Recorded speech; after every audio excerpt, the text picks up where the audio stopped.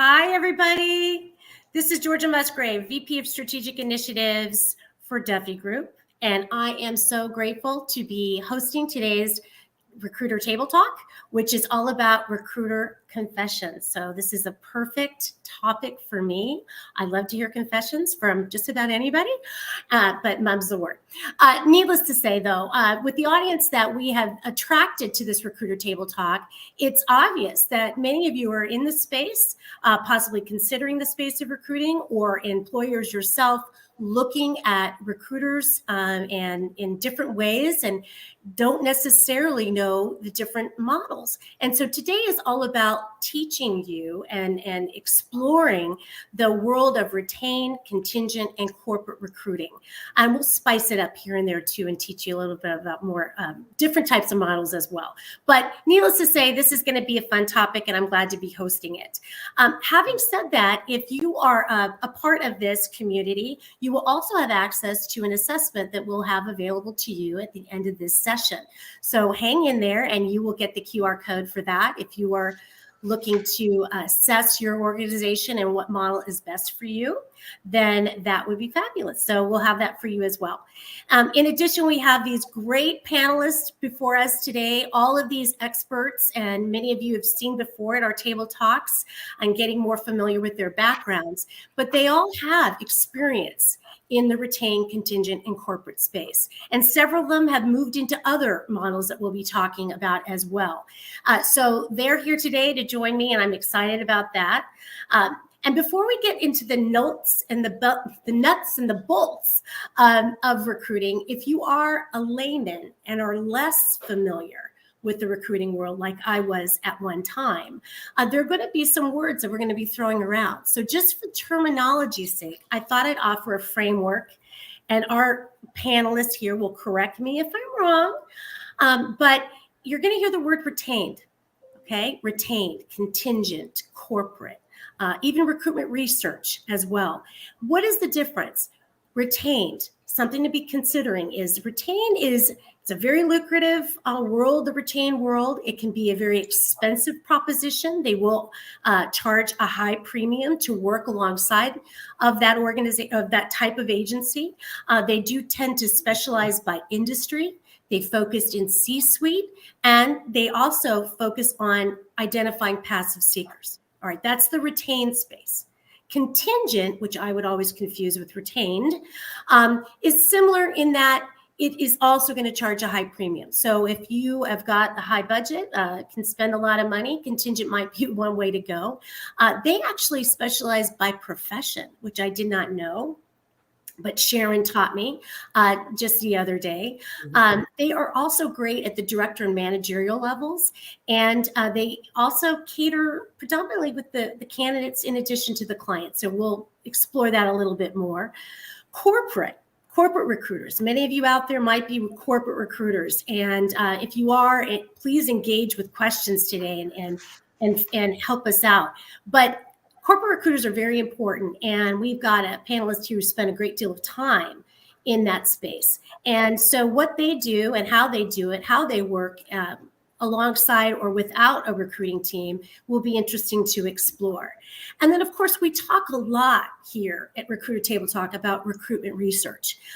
This is a model that's gained a lot of momentum we've been around for 30 years, but the organization and the model itself has really taken shape in the last 10 years. And so we'll talk a little bit about how unique that model is. That's an hourly model, so keep that in mind, vastly different cost model. In addition, they're going to focus on C-suite and individual contributing positions. They tend to work on the hard to fill positions, and they cater vastly with passive seekers and the clients specifically. So again, hopefully I didn't get that all mushed up. And if so, I'll be corrected. But without further ado, I would like to turn my attention to the panelists. And I'd like to talk specifically with you, Colleen. Colleen, you have spent 25 years in the world of recruiting and 20 of those years in retained.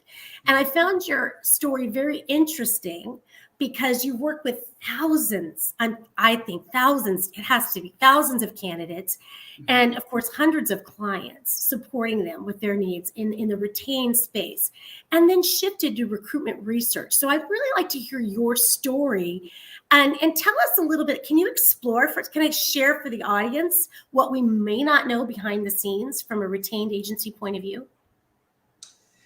Absolutely. Thank you, Georgia. And Georgia, I think you did a fantastic job highlighting the differences between the various recruitment models out there. And, ultimately, when it comes to recruiting, not all recruiters are the same. As you've highlighted, there are a number of different models, and I'm here to share a little bit about the retained model, since that is something, as you highlighted, that I did for about 20 years. And when it comes to retained search, I will also agree with you that it's oftentimes very specialized by industry.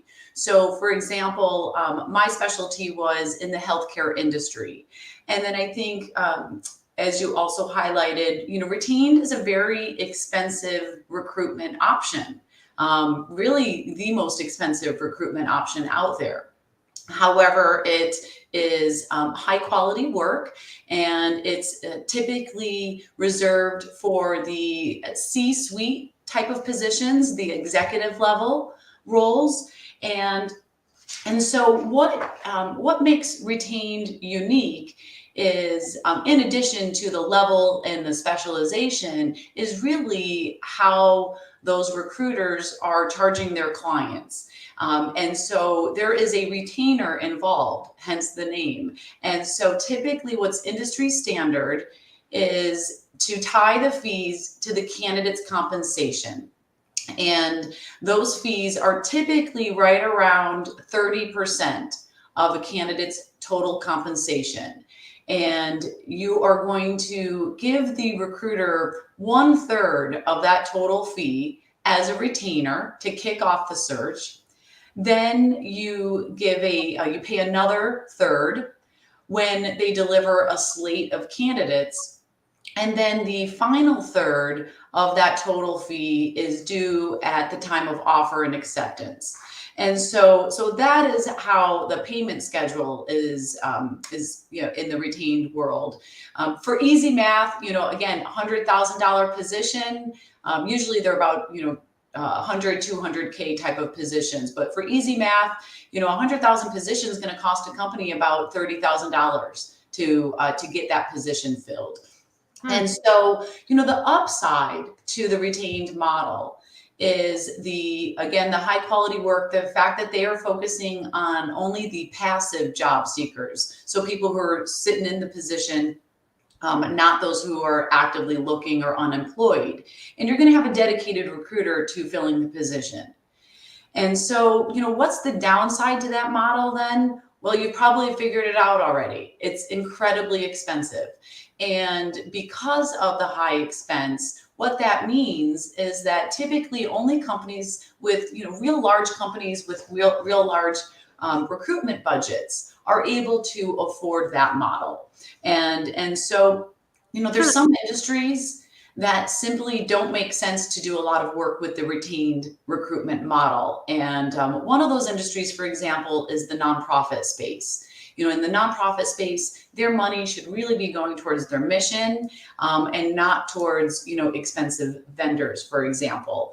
And then I would say also for more of the mid-level positions, it oftentimes just does not make sense to pay those high fees. That's why it's typically reserved for the executive level. And so, I was drawn to the recruitment research model for so many reasons, but I think it's really due to the flexibility and the cost savings. And what that's allowed me to do is work with just such a much larger amount of companies, because you're just so limited and retained to only the big companies with deep pockets. And but the qualities when it comes to a recruiter, they all remain the same, no matter what model they're coming from. You want a recruiter who understands the company, understands the position, understands the technical requirements of the job, as well as the cultural fit that is needed. Somebody who's responsive, and ultimately somebody who is a good communicator. Interesting. So Colleen, I speak with a lot of clients, and I think you all have, right? We all talk to a number of different companies, and I don't know about you, but I always hear, they hear recruiter or headhunter, and they think we're all the same, that it's all the same, and that all we do is go in and use LinkedIn to source candidates. Colleen, would you say that that's true? I mean, and do they all do the same? Is it the same resources, or do different models, different approaches take shape depending upon the recruiter?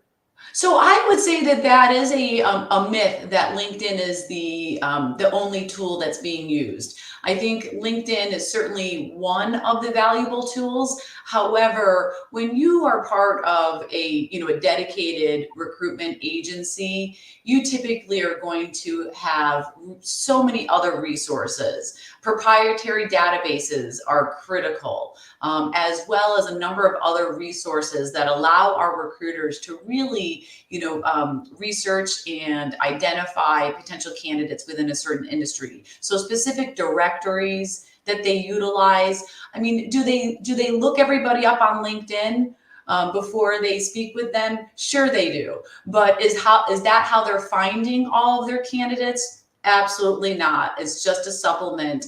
And in fact, I'll say that the one tool, there's been so many new tools that have come to market since I've been in this business the past 25 years. But I'll tell you, the most important tool that has remained the same over all of those years is the telephone. Yeah, no doubt. It's a great way to go, right? Very personalized. That's right. And that's got to build those relationships with candidates for sure. That's and you right. also touched on recruitment research, which again, I kind of highlighted at the beginning that you kind of gravitated towards that model. Is that working out for you? Can you tell us a little bit more about that gravitation and why you've anchored on that so much, especially in the nonprofit space? You touched on it briefly, but if you can explore it a little bit more. Yes. So I mentioned that I spent my, earlier part of my career primarily recruiting in healthcare. And since my time at Duffy Group, I really have been specializing in the nonprofit space, still at the executive level. So I tend to specialize in leading nonprofit CEO searches. Very proud of our team's success in that space. We've done just 30 nonprofit CEO searches just in Arizona alone in the past few years. And one thing that I love about that is it's really allowed these nonprofits to be able to work with a recruitment firm and be able to bring top talent into their organizations that really, allow them to further their mission and make such an incredible difference within our communities. But they could never afford retained. They also couldn't afford contingency for the most part. And so having this recruitment research model that typically saves them about 50% in their recruitment fees has just been so awesome to be able to, work with these organizations that, previously just didn't think that they could afford to partner with an experienced recruiter. And it's been wonderful to see the difference that we've been able to make with these organizations. No, that is so true. It is so true to have that alternative, right? That alternative model. And in terms of the beginning, when we talked about the differences early on, and if I had it all correct, recruitment research really does butt up against these contingent and retain models, but offers a more hourly approach, which makes it customizable and more affordable. And so for an organization in the nonprofit space, or higher ed for that matter, or just any organization that is just branching out and needing support, I hear you. Clients do like that alternative for sure. So next, I'd like to turn to Sharon Grace. Sharon, you've blessed us many times with the Recruiter Table Talk, and you've spent 16 years in the contingent world, which I rarely get the chance to talk to recruiters in that space. So I'd love to hear from you about your experiences and how you compare and contrast the different models. Great. Thanks, Georgia. And there's some similarities here with what Colleen stated about retained. And we're both thought partners here, as working as peers with similarities with our backgrounds. So with contingency, that's how I started my career in recruiting when I career transitioned several years ago. And I had a great experience. So I want to just put that out there at first. That I'm very fortunate. I think about that. I had great training, really opened my eyes to the world of recruiting. I was a client and then joined the world of recruiting. Background about contingency is the creation of it, if you will. Marketing is the way to draw business away from the retained, as Colleen mentioned about the expense. So in offering another alternative to retain where you didn't have to pay out a lot of money up front, and instead you're paying that large sum of money at the end when and if you hire someone, hence the name contingency. So similar to working with a recruiter, or I use the term shop before you buy. So a contingent recruiter may end up doing a lot of work and for various reasons doesn't get the hire and therefore does not get the fee that is really their commission. Most contingency firms are specialized by profession. What's very common is the accounting, finance, also IT. They're in various industries, so they're not specific to an industry like retained is. It's more on the profession, the positions, and they're local. They tend to not work on a national scale like retained does, like we do with recruitment research as well. So maybe a plus on that is you are talking with professionals in a particular area. If it's accounting and finance, they've got their boots on ground all day, every day. They're primarily, I would say only, but primarily working with active job seekers. So if a client contacts them, someone just resigned today, urgent need to fill this, then it starts going very, very fast. They look through their active candidates that are available, see if there's the fit. So those are some key differentiating factors for contingency. And the fees are negotiated at the time of talking about what the search is. It could be a senior level position, it could be a manager, it could be a director. Sometimes there are some C-level roles, such as a CFO, VP of HR. I'll go there too. But predominantly, it's more of the senior manager, director level. And so the fees based on the salary as well. So similar to the retained. And those fees definitely can vary depending on what's going on at the market. We're still in a tight market, still a mismatch of where the needs are and where that supply and demand is. So I'll say they can vary. It could be as low as a 15%, as high as a 30% of the annual base salary. And another thing to keep in mind here, I mentioned that the contingencies will work with the active candidates. Well, they're focused on working for the candidate. The fee is paid by the client, but their focus is getting their candidate hired. So they will they'll market the same candidate to multiple companies, clients at the same time. And that may even be interviewing with a few of their clients at the same time. So something to keep in mind is that they're candidate focused, getting their active job seeker hired. Then they get their fee. They work with a team of recruiters, and it's a team, and we think that everybody's working together, we're all helping, and yes, but do keep in mind that there is internal competition with your team members. It's sales focused, and it can be fast.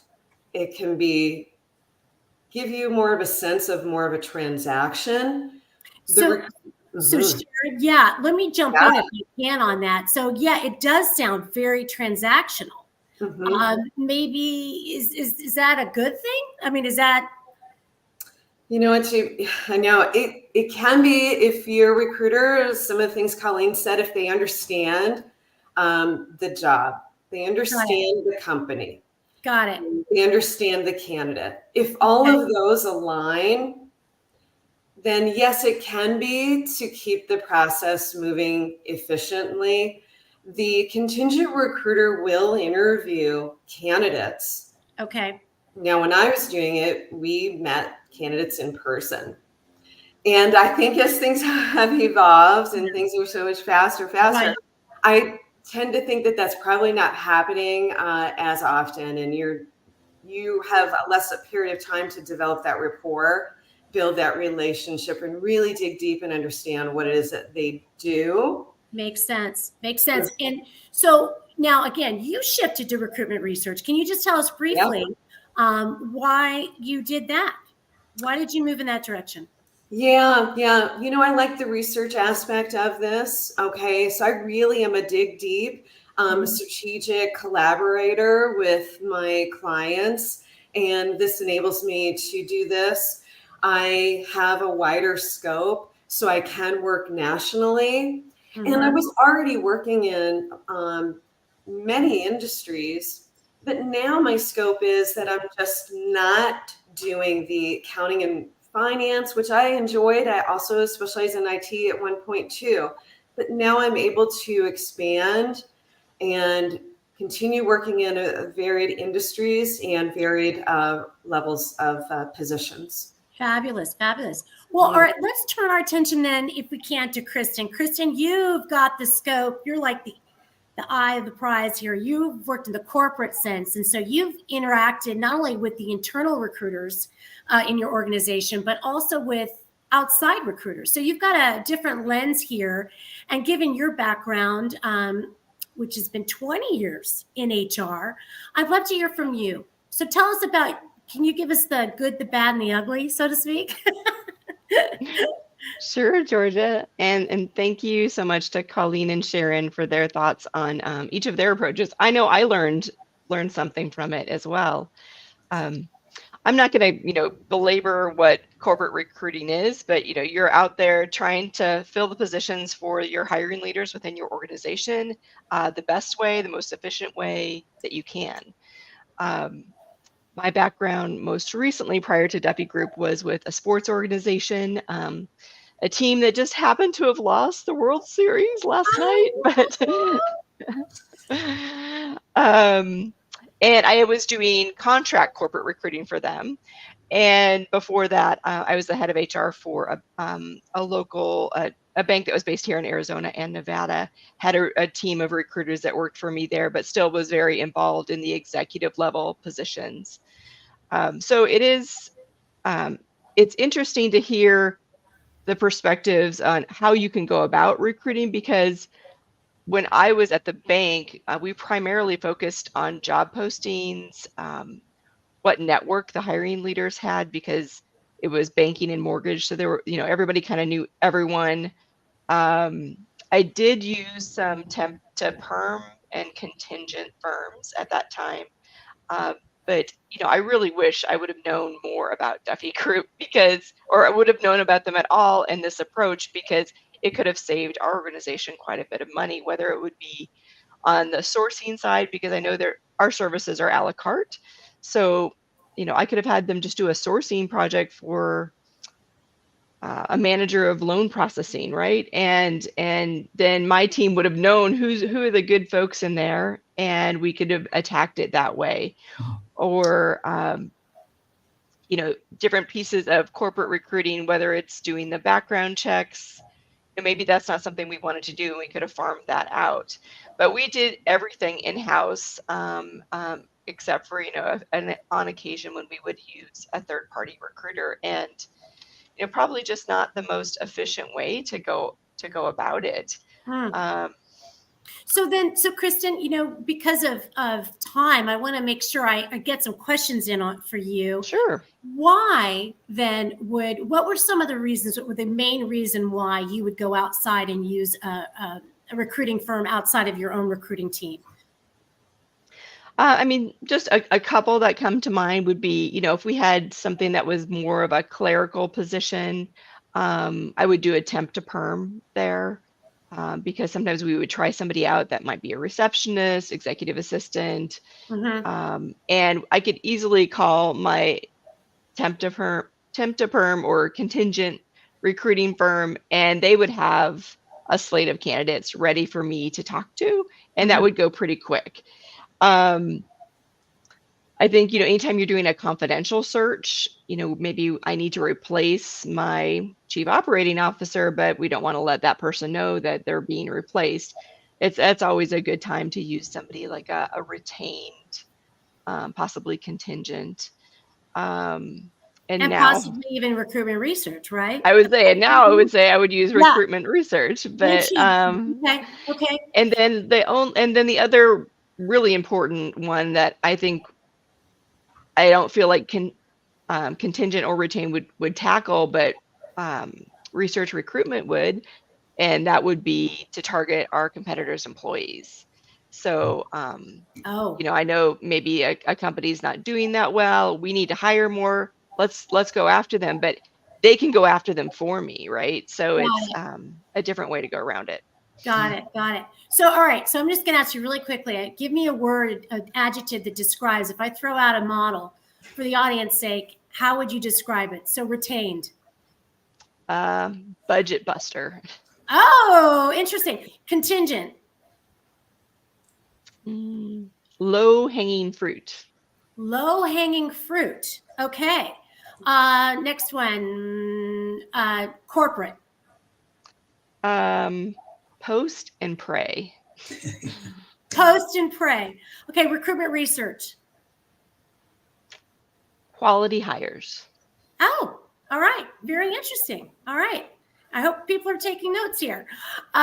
Okay, so with that, I'd like to kind of open it up to the audience because we don't have a whole lot of time here. But if we could get some questions from the audience. Oh, we have one. This is exciting. All right. I don't know who wants to take this. Have your clients moved from retained to the recruitment research model? And if so, why? So who would like to take that? I'll take that. They're probably asking that of me, and absolutely, they sure have. And I think that's been a really fun part of this journey. As I was speaking about the nonprofit clients, they're not necessarily an example of clients that made the move. That was more of an industry that was an eye opener that they could actually use that model. But a number of my healthcare clients have made the transition. And they have found that they are able to get, that partnership from a recruitment firm and really go after the passive job seeker, find sort of that like-to-like match, but do so in a way where they didn't have to pay such high fees. Got it. Okay, let's see. Great answer, I guess, right? So, all right, next one. Have your clients moved from the contingent, or that makes sense, contingent to the recruitment research model? Sharon, if so, why? Has that happened much? Yes, it has. Yeah, various reasons. They're not receiving resumes, they're not receiving qualified candidates. And yeah, those are the big, and just that partnership. that we're able to provide with our model is scalable. So sometimes it's just sourcing and helping them and giving the client then warm leads, and they may have somebody internally then that can continue the recruiting process. So that's the customization. The passive, exactly. Yeah. Okay, excellent. Let's see if we have any other questions. I think due to time, oh, we do. Okay, here we go from Michael. In today's competitive executive recruitment landscape, how can we ensure that candidates have a positive experience throughout the hiring process, regardless of the outcome? And I'm assuming, yeah, Colleen, I think you should take that one. I'll take that, and I'll say, certainly appreciate Michael's question, and I think that that's something that a lot of candidates experience is falling into what we call the black hole. They might apply for a position, they might actually even interview for a position, and then they just never hear anything. They're ghosted, they're left wondering what's happening, and they never hear anything again. And then there's those situations where the process is just very long, and these candidates are going through, interview after interview. And so, just like everything in life, communication is what's going to be key. And so you want to, in the instance where the candidate is no longer under consideration, if their interview did not go well, or in many cases, in fact, in almost all of the cases the projects that we work on, it's not a matter of the candidate did anything wrong.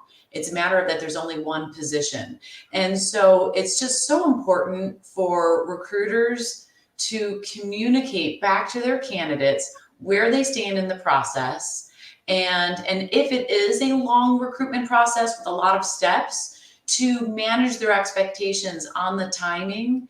But I do appreciate that. I think a lot of candidates have had that negative experience. And I think that we can all do better when it comes to just closing the loop and having that clear communication. Clear is kind. Thank you. Yes, Colleen, thank you. Clear is definitely kind. And I really appreciate the questions today, the engagement. Obviously, there's a lot to cover in the world of recruiting. I think we've highlighted that here today. So feel free to reach out to us at any time with questions. In the meantime, here is that QR code. Please take that picture of that QR code. It's an opportunity for you if you need some guidance on what recruiting models are best for you and you weren't so sure after this session. This will help you a great deal provide that structure. So thank you for that. I'm grateful for our experts here today. They did a remarkable job. There's so much more I wanted to share. I really wanted to get some juicy stories. But my takeaway here today is that companies and organizations have choices. There are different models. We can all play in the sandbox. There's purposes and reasons why we're all in the market, and it's best for you to understand the differences, so there's no surprise, spooky prize at the end of the road. So thanks for your attention today. I've enjoyed this Recruiter Table Talk. Until next time, be sure to follow Duffy Group and the team here. We've got Colleen Neese, Christine Posen, and Sharon Grace. I'm going to sign off until the next Recruiter Table Talk in December. So thanks again, and we'll talk soon.